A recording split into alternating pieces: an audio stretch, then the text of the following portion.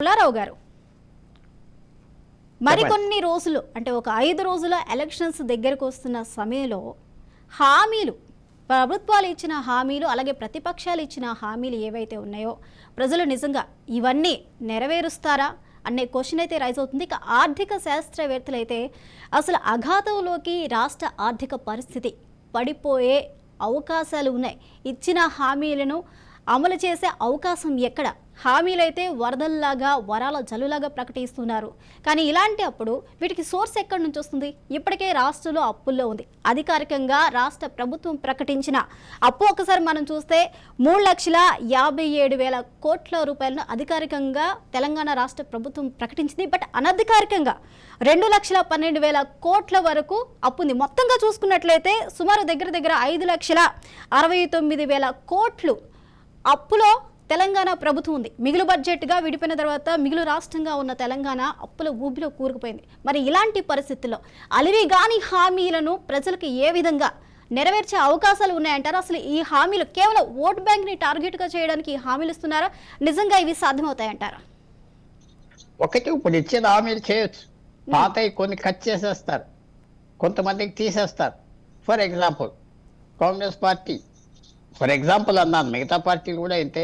రైతు బంధు ఇస్తాం 15,000 అన్నారు, కానీ ఓ మాట అన్నారు 5 ఎకరాలు ఎక్కువ ఉంటే తగ్గించేస్తాం తీసేస్తాం అన్న మాట కూడా వచ్చింది, ఇంకా మేనిఫెస్టోలో లేదు. అలాగే టీఆర్ఎస్ కూడా మనం తగ్గించేస్తాం రైతులకి పెద్ద రైతులకి అని ఎక్కడో అంటూ నాకు విన్నాను స్పష్టంగా. సో వీళ్ళు చేసేది ఏంటంటే రాజకీయ పార్టీలు ఈ హామీలు కొద్దిగా అయినా సింబాలిక్గా అయినా తీర్చాలి. 50 లక్షల మంది ఉంటూ 20 లక్షల మందికైనా ఇచ్చేస్తారు, మిగతా 30 లక్షల మందికి గుడ్ బై. తర్వాత ఉన్న సర్వీసులు కొన్ని కట్ ఆఫ్ చేస్తారు, ఆస్తులు అమ్మేస్తారు, అప్పులు తీసుకొస్తారు, ఇష్టం వచ్చిన అప్పు తీసుకురావచ్చు. ఆర్టికల్ 293 రాష్ట్ర ప్రభుత్వం అసెంబ్లీ తీర్మానం వేస్తే డబ్బులు తెచ్చుకోవచ్చు, అప్పు తెచ్చుకోవచ్చు ఇచ్చేవాడు ఉంటే. ఇదంతా మీరు ఎన్ని సంవత్సరాలు వెళ్తారండి ఇలాగంటే? ఈ 5-10 సంవత్సరాలు బట్టి ఇలాంటి హామీలు కాంపిటీషన్ దేశవ్యాప్తంగా జరిగిపోతుంది. దేశవ్యాప్తంగా ఎవరు ఎక్కువ ఇస్తా మాకు ఓటు వేయండి అది జరిగిపోతుంది. అందువల్ల ఇది ఒక రోజు తప్పకుండా భారతదేశాన్ని చాలా వెనక్కి తీసుకెళ్ళిపోతారు. మీకు ఈవేళ నిన్న మొన్న చూస్తున్నారు, అర్జెంటీనా అనే దేశం 100 సంవత్సరాల క్రితం ప్రపంచంలో హైయెస్ట్ ఇన్కమ్ ఉండేది అర్జెంటీనాకి. గత 50 సంవత్సరాలు చాలా అప్పుల్లో పడిపోయి 50 సంవత్సరాలు బయటికి రాలేకపోతుంది, పేద దేశం కింద లెక్క అయిపోయింది. అందువల్ల మనకి ఎన్ని సంవత్సరాలు ఇలా జరుగుతుంది? కానీ నాకు హోప్ మాత్రం లేదు. ఒక క్రైసిస్ వస్తుంది. క్రైసిస్ అంటే ఎక్కువ ఇన్ఫ్లేషన్ వస్తుంది. ఇన్ఫ్లేషన్ రాగానే వ్యాపారాలు పడిపోతాయి, సేవింగ్స్ తగ్గిపోతాయి. 5-10 సంవత్సరాలు పడుతుంది, వెంటనే ఒక్కరోజు జరిగే పని కాదు ఇది. ఎందుకంటే భారతదేశం చాలా బలమైన ఆర్థిక వ్యవస్థ. మనకి ఇతర దేశాల నుంచి ఎంతో మంది పనిచేసి డబ్బులు పంపిస్తున్నారు కాబట్టి అది కనపడిన బలం.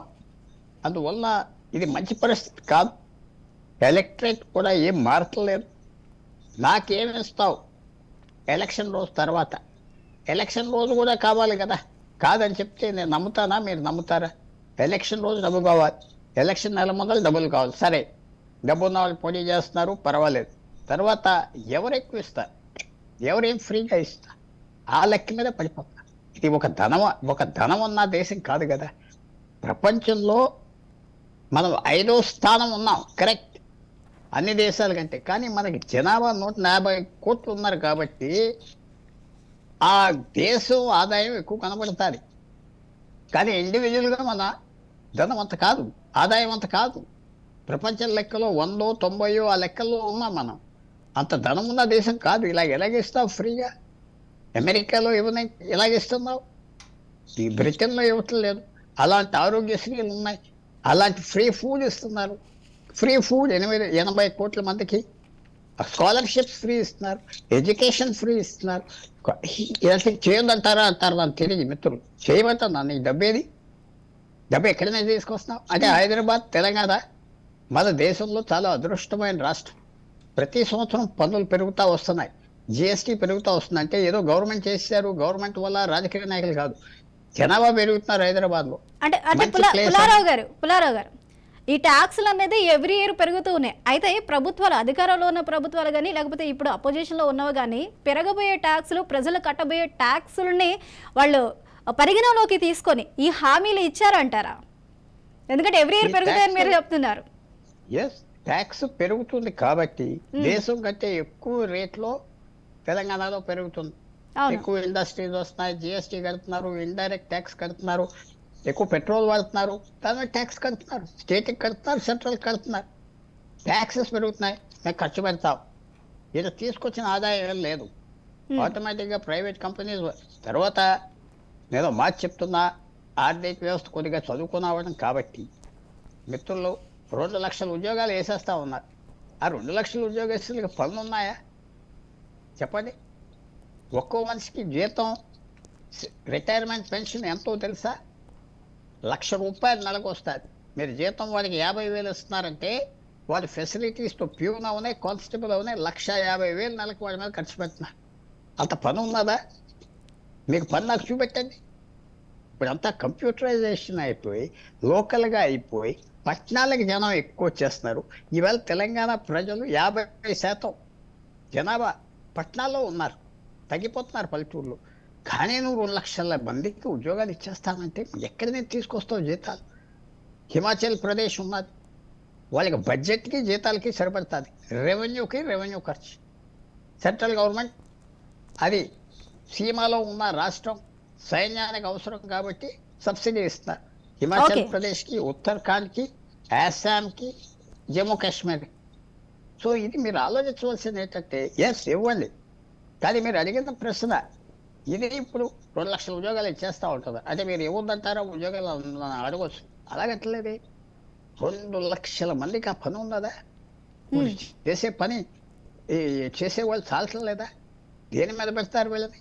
సో చాలా నేను బాధపడి ఏంటంటే, ఇతర రాష్ట్రాల నుంచి హైదరాబాద్కు వచ్చి చక్కగా జనం సెటిల్ అవుతున్నారు, ఇన్వెస్ట్ చేస్తున్నారు, రిటైర్ అయిపోతున్నారు, వైద్యానికి వస్తున్నారు, ప్రయాణం చేయడానికి హైదరాబాద్ వస్తున్నారు. ఒక పెద్ద ఆంధ్రప్రదేశ్కి ఇలాంటి పట్టణం లేదు. కర్ణాటకలో ఈస్టర్న్ కర్ణాటక నుంచి అందరూ ఇక్కడికే వస్తున్నారు, హైదరాబాద్. సో అందువల్ల ఇది ఏదో మన విద్యని మీరు నాయకులు చేస్తే ఒక రోజు మాత్రం దీని మీద దెబ్బ వస్తుంది, దేశమంతా దెబ్బ వస్తుంది. ఇది ఇలా చేస్తా పోతే నేను చెప్పండి 2.5 లక్షల ఉద్యోగాలు 2 లక్షల ఉద్యోగాలు వేస్తారు. ఓకే పుల్లారావు గారు, ఉన్నదా చెప్పండి? పుల్లారావు గారు